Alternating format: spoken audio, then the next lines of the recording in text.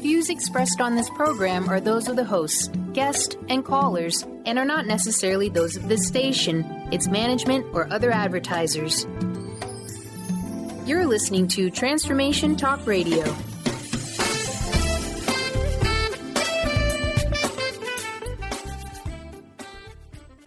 Moms, are you ready to become enlightened, empowered, and stress-free? Well, get ready because you are about to tune into vibrant, powerful moms helping everyday women create an extraordinary life with Debbie Pokornik. Each week, Debbie discusses topics to help you become self-aware, inspired, and on track to create the life you crave. It's time to stop settling and start thriving. And it all begins now on Transformation Talk Radio.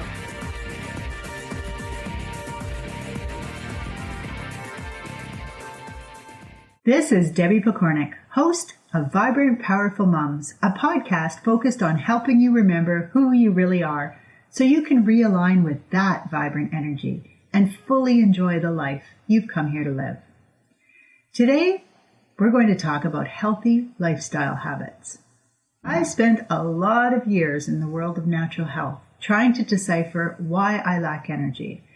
I've come a long way from reacting to almost every meal, catching every cold or flu that went around, experiencing daily headaches and regular migraines, suffering from really bad periods and so on, to where I am now, which is in a place with very few headaches, no migraines at all, a much happier gut, way less period pain, and a stronger immune system.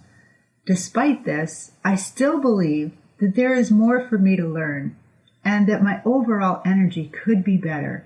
So I continue to take courses, read books, participate in regular detoxes, dabble in essential oils, homeopathy, herbs, and so on, as well as see a Mayan abdominal massage therapist, an osteopath, a physiotherapist, and once in a while sprinkle in a visit to the chiropractor. Currently, I'm participating in Ari Whitten's Energy Blueprint program. I'm reading Amy Meyer's book, The Thyroid Connection. I'm releasing blocks via meditations with Carrie Samuels, and I'm enjoying energy healing with Emmanuel Dagger. I'm also a regular follower of the Urban Monk, Doctors Sarah Gottfried, who wrote The Hormone Cure, Mark Hyman, who wrote Eat Fat, Get Thin, Alan Christensen, the author of The Adrenal Reset, and Josh Axe, who has done a lot of great things, but I have to say it's his posters that dominate my Rockin' the Health Boat Pinterest board, as well as the Bulletproof guy, Dave Asprey. Why am I telling you this? Because I feel strongly guided to share some of the wonderful things I've been learning. As a mother, I think I would have enjoyed being tuned into more of this information when my kids were young, although I totally believe that their journey is unfolding exactly as it was meant to, and they were definitely raised in a far more health-conscious home than many. So I don't mean to suggest that I'm filled with regret. However, that doesn't mean I can't share some of my thoughts and insights with others, because that is, after all, what this podcast is all about. So today, I'd like to focus on health tips. Specifically, healthy habits, things you might not know about but are ready to hear. Things that you might not be ready to embrace, but are at least willing to be introduced to. And even things that you might already know about, but like me, are not totally clear on why they are important enough to put into your life. My goal is to help you become aware of any self-depleting patterns that you might be creating in your own life and your child's, and give you ideas of what you can do instead if you decide that you want to make any changes. I'm also sharing names wherever I can in case you want to do an internet search and find out more on any of these topics. So if you're listening to the podcast only and you missed the names I gave earlier, you might want to visit my blog and get a copy of this week's written notes so that you have resources available. Alrighty. Let's move on into healthy lifestyle habits. I have 5 that I would like to share. The first one is to avoid eating before bed. Lots of people talk about sleep and body processes that occur during this time. Ari Whitten helped me to really understand the process. Your body has a lot of important work to do during the night, and eating food gets in the way of that happening. In fact, overnight is when the cleaning process happens, something called autophagy. And it's where any broken or misshapen material gets scooped up so that it will be replaced with better stuff. When you eat, your body can't go into autophagy because those resources are focused on digesting. Now that's okay during the day when you need energy to operate. It's not okay when you're sleeping. In fact, it means that the next day your body has to use those broken or misshapen pieces that should have gone in the garbage. Now I'm all for reusing, but not when it becomes a health concern. So the answer is to become aware of your fasting window, the time that you go without food, which is typically overnight, and ensure that it is at least 12 hours long. 13 to 14 is even better, but you got to start somewhere.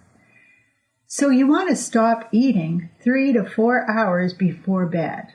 During that time, you can still enjoy tea, coffee, water. You just really want to watch out for anything sugary or that has milk or anything in it. If you're breastfeeding a newborn, this might not be doable yet. Your baby might insist on eating in the night, and you might find that you need nourishment then too. That's okay. Baby time is always an exception. Do what works best for you and babe, and then as soon as you're able to stop feeding the baby at night, see if you can stop your munching too.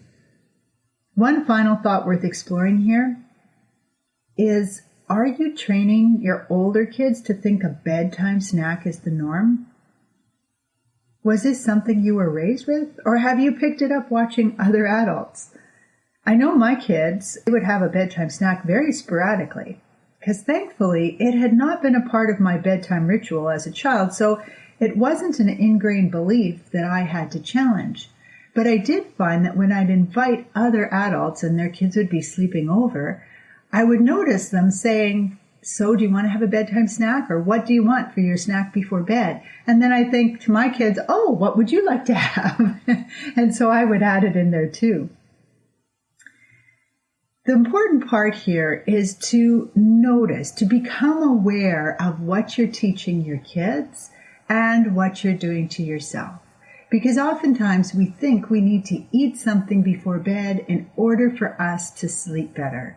It's not true, and our body actually needs us to tune back in to what is best. Now, I forgot to mention this earlier, and so I'm going to bring it in here. I'm not a doctor. I'm a mother sharing what she has learned. You are the expert in your own home.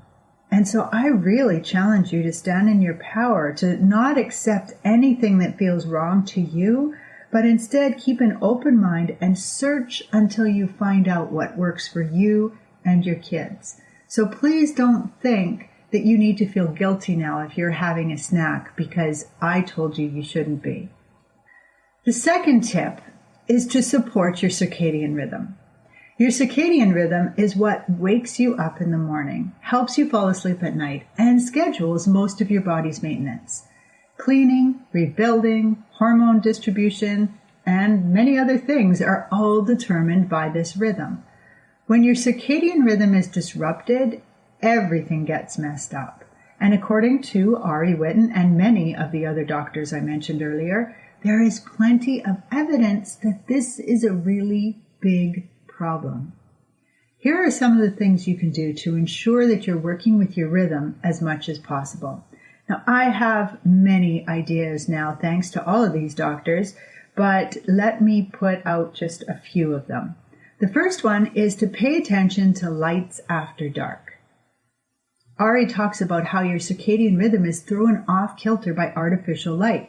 Even worse, blue light, that which is given off by computers, iPads, phones, TVs, etc., is the most disruptive of all.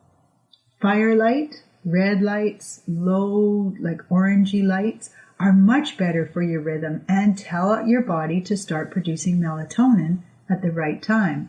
Melatonin is the hormone that helps us fall asleep. If you feel tired a lot, or find it hard to fall asleep when you finally drop into bed exhausted, try to avoid or minimize the blue light in your evening life. In the summertime, when it's light till after bedtime, it's not a problem. This is in the wintertime when it gets dark much earlier and we turn on our artificial lights. I've actually ordered some blue blocker glasses from Amazon so that I can watch the hockey games, because now that season has started back up, I don't want to not be able to watch, but I also don't want to be disrupting my circadian rhythm. iPhones, it turns out, have an evening light setting. I didn't even know that, but mine is now on. And apparently there are free downloads for computers that you can put on them so that if you have to be on the computer right up until bedtime, you're at least not taking in the blue light.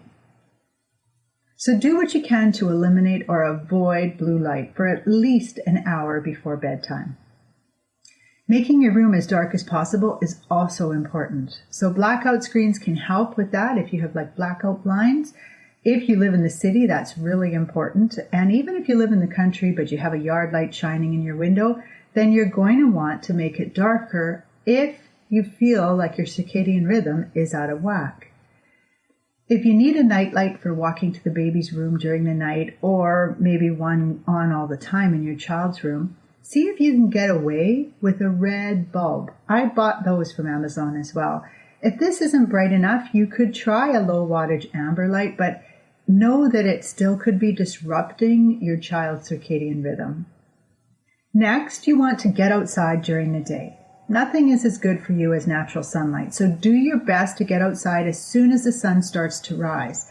Both Ari and Dr. Christensen, who did the Adrenal Reset book, suggest that you do this within the first hour of getting up. But of course, it has to be daylight for this to work.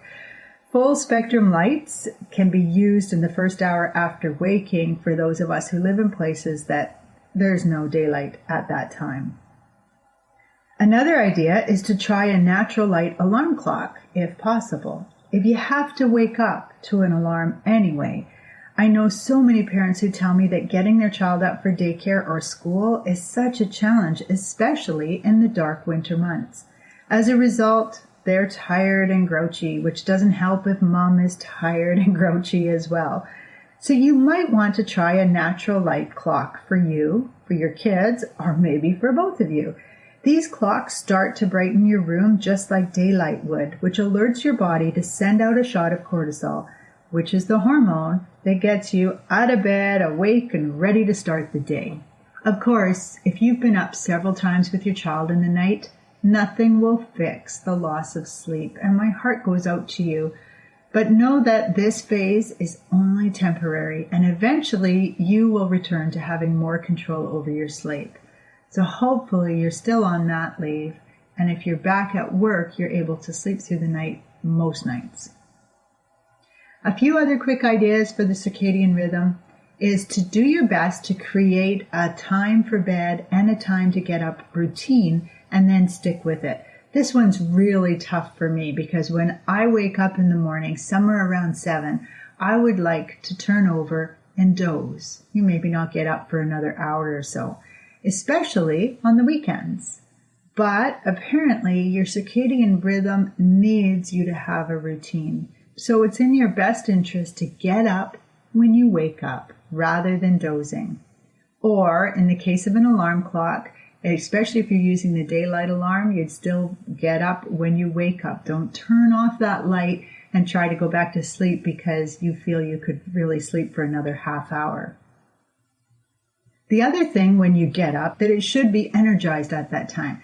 So if you get up and you slog your way to the bathroom and then slog your way to the coffee pot and you're slowly moving around, I used to do this all the time where I would come down to my office and then I'd sit down on the couch to meditate, and sometimes I would just fall right back asleep. And instead, if you remind yourself that you're supposed to be energized, so maybe make a few trips up and down the stairs, or I like to go outside at this time of year and stand out on my deck. It's very cool out, but it's enough to kind of wake me up and get me going. The point is, I was teaching my body to feel sleepy in the morning. I was dulling my circadian rhythm. And so by simply making this little change and reminding myself that I should be energized at that time makes a difference for my body. Along with setting up a routine for what time you go to bed and wake up, it's actually in your best interest to try to eat your meals around the same time too. Now this actually works out quite well when you work because you probably have the same lunchtime and you get home around the same time and that's when you eat. I know for myself this has been a real issue. I eat a big breakfast somewhere around 8:30 and then I'm not hungry at noon and the next thing I know it's 2 o'clock before I'm eating lunch and then I'm not really hungry for supper and on it goes. And so you want to set up a routine for that too because your circadian rhythm relies on that routine. Finally, you can run a pink or white noise machine to decrease noise distractions if that's a problem for you. And it's also a good idea to keep your room a little bit cooler than you normally like it in the daytime. That will help with your sleep. All of these things together help to keep your circadian rhythm in check and help improve sleep quality, both of which can go a long way to keeping you on the happy side of life. Tip number 3, plug the drain by unplugging. Electromagnetic frequencies, also known as EMFs, drain you. By now, most of us have heard of them, and we know that they can affect our energy levels or our ability to think, and so on. People joke about not living too close to power lines because of how it might affect our future generations, but as with most humor, there is an element of truth in it. I remember listening to an EMF specialist on a health show a couple years ago. Sorry, I cannot remember her name or even which summit she was on, but she was saying how one mother called her when her baby daughter wasn't hitting developmental milestones the way she should be. For example, she wasn't rolling over, she wasn't holding up her head, she wasn't sitting up, despite the fact that she was now 6 months old. The doctors were at a loss for how to help her and were starting to run all kinds of tests on baby to see what was wrong. It took this woman less than 5 minutes in the baby's room with her EMF machine to discover the problem. It turns out the mother had put a heater beside the crib because the baby's room was cool. The EMFs from that heater were actually robbing the baby of negative electrons while she slept. They got rid of all electrical items around the crib and they actually went further. They took everything out of the room that didn't have to be in there that was plugged in, and they went to the room below because anything below can also come up through the floorboards. And they got rid of all of it, and within a couple days, the baby was rolling over. A couple more, she was lifting up her head, and within a week, she was sitting. Wow. So get rid of everything you can that plugs in close to your bed and to your child's bed. This is especially important for plug-ins by your head, including alarm clocks. There are things you can buy that actually give off negative electrons so that your body will not get out of balance, but it's always a good idea to start with the easiest solution. My favorite company is Vibes Up, which is an American company, but you can also find a lot of interesting things like Himalayan rock salt lamps, amethyst stones, Q-links, and others at local health stores. So shop around and you probably can find some things. As I mentioned, the more thorough and cost-effective answer is to unplug things. So that's where I would start. The 4th tip is to leave your phone in another room at night. In the last few years, smartphones have become a lifeline for so many people. They have them with them all the time, fully charged and ready to go. This is a problem in several ways. One is because of the EMFs I just mentioned. And with cell phones, the situation is a little bit different because even though the phone isn't always plugged in, it's still checking the tower for data regularly. This interrupts your own rhythm. You actually hear this even though you don't think you do, and it affects your sleep patterns. So it will take a toll on your body over time. Another problem is that having a cell phone that's always on means you are always on. People can call or text at any time of the day or night, disrupting the time when you're supposed to be restoring. In the rare situation where you need to be contacted in the middle of the night, people will find a way to get hold of you. I know this is a tough one to even consider, but the longer we have these phones, the more we are learning about the unhealthy effects. If you can, put your phone in a different room at night or put it in airplane mode. Even do not disturb with permission for certain contacts to be able to reach you is better than just having it on, or especially having it plugged in right beside you. In line with this idea of always being on, it's a really good idea to start finding times of the day when you can be unplugged. Ideally, it would be great to get up in the morning and rather than checking in with your phone right away, taking some time to check in with yourself. During this time, you might set your intentions for the day or simply think thoughts like, I wonder what wonderful things are going to happen in my life today. You can also tune into your body by stretching, deep breathing, meditating, standing in sunlight, reciting a short gratitude list, whatever feels wonderful and is available to you is still going to be much better for you than immediately checking in with social media or your texting buddies. The final tip that I want to share with you is to avoid making food ruts. It's so easy to find a food you enjoy and then fall into a pattern of eating it on a regular basis. It might even get to a point where you panic if you're running out of something that you like to have every day. This is especially true in how we feed our kids. If you discover that your child eats cucumber willingly and it's a vegetable and it's good for you, it's very tempting to put that on his plate every day. This is even more true if your child is a picky eater. But honestly, this is not the best way to go. I totally understand this way of thinking, and I've fallen victim to it myself. Unfortunately, this is not a good habit to create. One of the reasons is because your body uses certain enzymes to digest certain foods. If you make a habit of eating peanut butter and toast every single day for breakfast, you have a good chance of using up those enzymes and creating digestive issues you won't want to deal with later. Another problem with this way of eating is that your body needs a variety of nutrients to function. If you only eat blueberries every day, even though blueberries are good for you, you will still suffer from missing the items that it doesn't have. Mixing it up with other berries, fruits, and veggies would make a very positive difference in your life. The third problem is when your diet isn't very pure and there's something in your bread or on your blueberries that is bad for you. Even though your body has the ability to clean out this undesirable when it appears, it cannot do this every day. And over time, these things will accumulate and create a toxic load that results in a diagnosis nobody wants to hear. I remember Dr. Hulda Clark saying, even though we can all handle a little bit of arsenic without any ill effect, a little bit every day starts to build up and will eventually lead to that person being poisoned. So try not to create ruts that go longer than an item would be in season.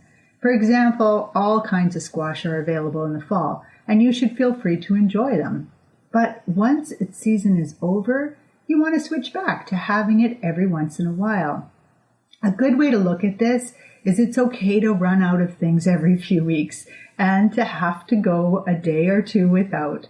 Try to find a variety of different foods. With kids, it can help to get them involved by asking them to find different colors. This week we're going to eat purple things and see if you can get them excited about eating purple things. Or with my kids, we did fruit testing where we found different fruit that we hadn't had or we hadn't had in quite a while, and then we ate that. And we tried to time it with when those fruits were in season. Watch out for other repeats and do your best to break them up where you can. Now, I don't want you to use this to create a bunch of stress in your life. You might go a week, 2 weeks, 3 weeks eating the same thing, and that's okay.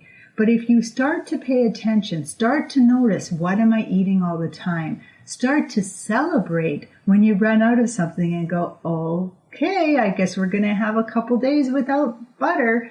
This is going to be a little bit difficult, but maybe we'll try coconut oil, or maybe we'll try going without. When you do this, you actually benefit yourself and your kids. Your life is demanding, and you've been taught that to be more efficient and therefore productive, you need to juggle many things in your day. As a result, you go on autopilot and create habits wherever you can. What I'm suggesting is that you do this from a conscious place and create healthy habits that you understand and feel are helping you to be the vibrant, powerful person that you're choosing to be. If you've enjoyed this podcast, please share it with others, rave about it on social media, and give it a positive review. With much respect for you and the journey you are on, this is Debbie Pokornik, wishing you a vibrant and powerful day. You've been listening to Vibrant, Powerful Moms with host Debbie Pokornik. If you've enjoyed this show, please give us a shout out and leave us a positive review. To find out more about Debbie and her sisterhood of Vibrant, Powerful Moms, visit empoweringenergy.com. That's empowering with letters NRG.com.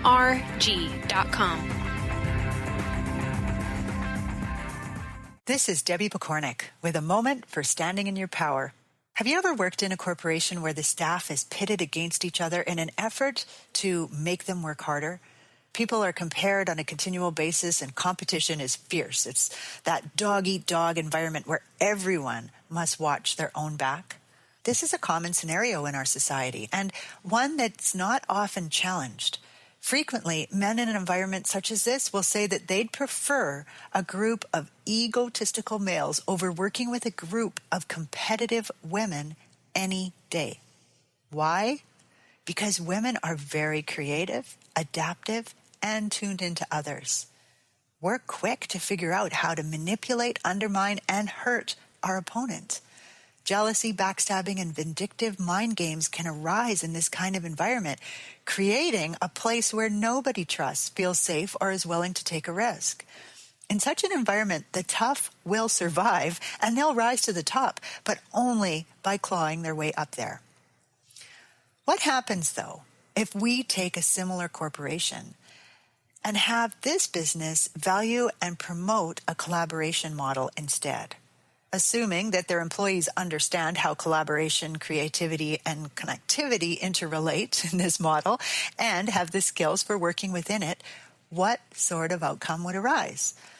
Well, a balanced male would have no trouble doing his best work in this environment and would enjoy the harmony in the office. He would take pleasure in the healthy and fun competition that naturally surfaces among colleagues with no fear of underhandedness or lashing out. The females would excel as well. They would develop a strong support system with both the men and the women in the company. They would work together, backing each other up, and putting their heads together for ultimate creativity sessions. The leaders in the crowd would immediately be recognized and encouraged to fully embrace that role. The rest of the group would feel nurtured and supported in exploring their strengths and improving their skills. In other words, everyone would naturally fall into the role that fits them best at the moment, while still feeling like an important and contributing member. No energy would be wasted on jealousy, backstabbing, revenge, or undermining. All of the staff would feel invested, supported, safe, and accepted. Doesn't this sound like a beautiful place to work? Hypothetically speaking, it is. And this corporation would be unstoppable. Since I wrote this in Standing in Your Power back in 2014, I actually think there are companies that are doing this, not because they read my book, but just because that's the shift that's happening right now. So I think we're actually starting to see corporations who are thinking this way and are striving for this kind of balance. Our reality, though, prior to that, and for so many corporations, is that we have so many unbalanced people that are struggling to understand why they just can't seem to find happiness, that a corporation would be hard-pressed to find the employees who are really ready for this model. Interestingly, though, if a business supports a system of collaboration and connection, and if leaders are ready and capable of promoting this model, they will be surprised at how quickly their staff adapt or voluntarily leave the environment. Most people will feel the pull towards balance as soon as they enter such a place, and they'll quickly realize that it's a great place for them to be. This same concept can be applied to families, committees, communities, and countries if and when we're finally ready to start making these kinds of changes.